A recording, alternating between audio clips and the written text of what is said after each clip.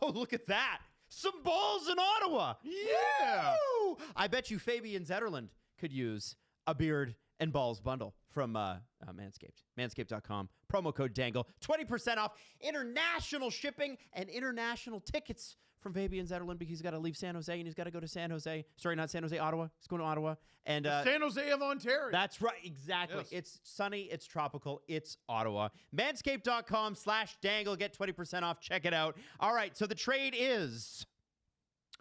Zetterlund, Robbins, and a fourth. Me up? No, I'm doing it. Okay. The trade is Zetterlund, Robbins, and a fourth.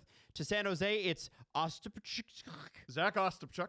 Noah Gregor, and Ottawa's 2025 second-round pick. So Fabian Zetterlund, you are an Ottawa Senator. And hey, look at that. The Senators who made next to no moves, in fact, probably no moves, have all of a sudden revamped their forward group. I love this deal for Ottawa, and I've been really on board with everything San Jose has done in this rebuild. I'm not on board with this. I don't like this move. This move, again, we talk about letters versus numbers. Really low key. This trade involves 3 second-round picks. Fabian Zetterlund is not one of them, but Tristan Robbins is. Tristan Robbins was a 2020 second-round pick of the San Jose Sharks. He has played in the NHL. He's had bizarrely identical AHL seasons. Last year, he had 18 points in 42 games. This year, he has 18 points in 41 games. In both seasons, it's 7 goals, 11 assists. Not a particularly big player, but sorry, I'm learning all these things on the fly. Born in London, England. Okay, yeah, for sure. Zack Ostapchuk, also a second-round pick, 39th overall pick from 2021. He's played 43 games for the Sens this season. He seems to kill it when he's in the AHL. It's the NHL where it's a bit of a struggle. He's another center who hasn't really scored at the NHL level 4 points in 43 games, so just not much of an offensive factor there. Fabian Zetterlund is 25. Yeah, this is a good move. This is exactly the kind of player any team should want. It's definitely the kind of player San Jose should want. You did not get enough from the Ottawa Senators to tantalize me into giving you a 25-year-old. He's pretty big. He's 5'11", but he's listed at 220 pounds. How many points this year? 36 points in 64 games, 17 goals. Last year was a career year, 44 points, 24 of which were goals. He's on pace to, I want to say, beat both those totals this year. He's a +8 on the Sharks. How do you even pull that off? Last year he was a -34. Really, really, really love this deal for the Senators. Don't understand the logic for the Sharks. Interesting. I don't. Interesting. Like, you get futures. Okay, great. He's a future too. Yes, That's how I look at it. So it feels a little bit, Jesse, like Brandon Hagel when he was traded from the Chicago Blackhawks to the Tampa Bay Lightning, almost became a Leaf, but the Leafs didn't want to give up Matthew Nyes. So, and in retrospect, it would have been a pretty even deal, actually. I think the Leafs would have been fine with Brandon Hagel, and I think the Blackhawks would have been fine with Nyes. What do you think about this? Because it's hurt Chicago in their rebuild to lose guys in the 23 to 27-year-old window because Connor Bedard's literally playing with a bunch of old men and guys.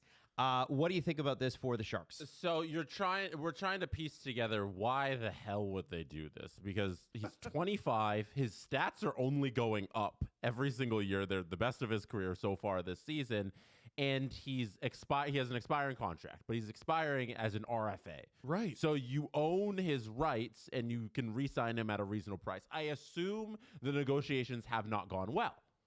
With that being said, even if they're not going well, this is still a player you hang on to because you own his rights. Yes. And you're getting back maybe something that turns into a Fabian Zetterlund-like player many years down the road when you could just simply have this 25-year-old who can still be in your organization when you are good again. And we all love the Sharks rebuild right now, and we don't think that this rebuild is going to be bottoming out as long as it possibly could, like a Sabres rebuild has gone on forever. We don't think the Sharks rebuild is going to be that. No. Their curve's a little better. This player can fit in that window. Yeah. Why move him? I don't get None of this makes sense to me. You have control. I think it's an awful deal. even if you couldn't re-sign him by today, For you the keep Sharks. him. Awful deal for the Sharks. Great. Oh my God. He fits their window like a glove. A++ for the Senators. A++. Like you can't give. Is there a higher grade than A+? I'd like to give it to the. I'd like to give it to the Senators. I because wonder- that's what they get in this deal. I wonder, guys, Jesse, Steve, I agree with you. I wonder if the Sharks talked to Fabian Zetterlund's people and said, okay, your deal's up. You're making $1.45 million this year. You're an RFA for 1 year, and then you're a UFA. What's that going to look like? And I wonder if that money didn't fit what they wanted to do. They're going to have... He wanted a 1 or 2 year deal? Well, yeah, maybe he did. And maybe they just thought, okay, we're going to have $45 million to spend. We can go out and find Fabian Zetterlund's with that kind of money. They are going to have to spend this offseason. There's no question. It's time for the Sharks to buy. Who the hell's Will gonna Smith, play for Macklin this team? Celebrate. That's exactly I it. think that's a poor way to look at it. Okay. Yeah. That's a poor asset management where it's like, oh, we can go out and get a Fabian Zetterlund. You have Fabian Zetterlund. We have Fabian Zetterlund Keep at home. him. Justin Bourne was talking about, like, the Sharks are already dead last. What, why are they going out and trading guys? And I disagreed with him when he said it. Now that everyone's gone. Yeah. Mario Ferraro stayed. Yes. Luke Cunning's gone. We haven't even talked about him. They got a 4th round pick for him. The other thing that I find humorous is this is a 6-part deal, and it's also by far the smallest trade that Fabian Zetterlund has ever been involved in. He was traded to the Sharks 2 years ago. Do you want me to read you the trade? Do you Sure. have 45 minutes? I don't know if we do. Zetterlund traded from the New Jersey Devils with Shakira Mokumadulin, Nikita Okodiuk, Andreas Janssen, a conditional 1st-round pick in 2023 that turned into Quentin Musty, a conditional 2nd-round pick in the 2024 draft that turned into Adam Kleber, and a 7th-round pick in the 2024 draft. That's Austin Baker. To the San Jose Sharks for Santeri Hataka, Timur Ibragimov, Zachary Emond, Timo Meyer, Scott Harrington, and a 5th-round pick in the 2024 draft. That's Elish Kesh. So you said Mario Ferraro stayed. He stayed because he has another year on his contract. Mm-hmm. And it's almost like you could have signed Fabian Zetterlund and figured it out next season like you were going to do with Mario Ferraro. Like, it's not like he was a UFA and they had to move him. They didn't move him because they have time. You have time with this players too because you have another year till UFA expiry. Did they trade Klim Kostin? I mean, I wouldn't be surprised. I haven't seen it. We're still waiting for some things to come down the line. Because maybe they did trade Ferraro. I don't. He's a 25-year-old whose expiry is a RFA. He has the same expiry as Fabian Zetterlund, and yet we're not like, oh, you should have traded Klim Kostin. The asset management here doesn't make sense.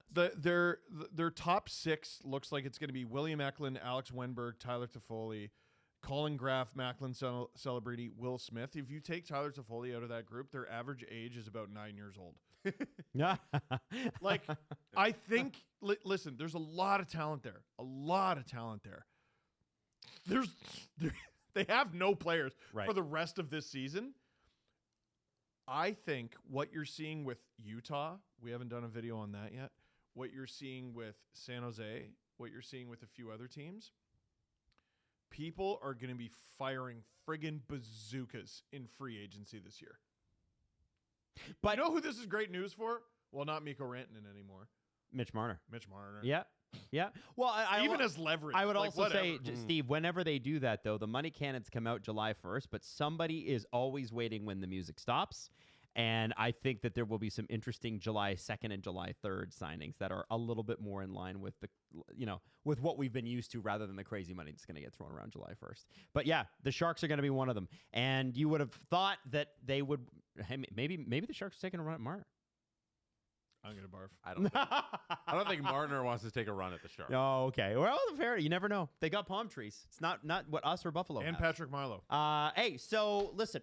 We are going to have a live stream here, and SDPN trade deadline coverage continues. We're still waiting on the Brad Marchand deal, and we're still waiting on the Brandon Carlo deals to shake out, so videos for that coming too.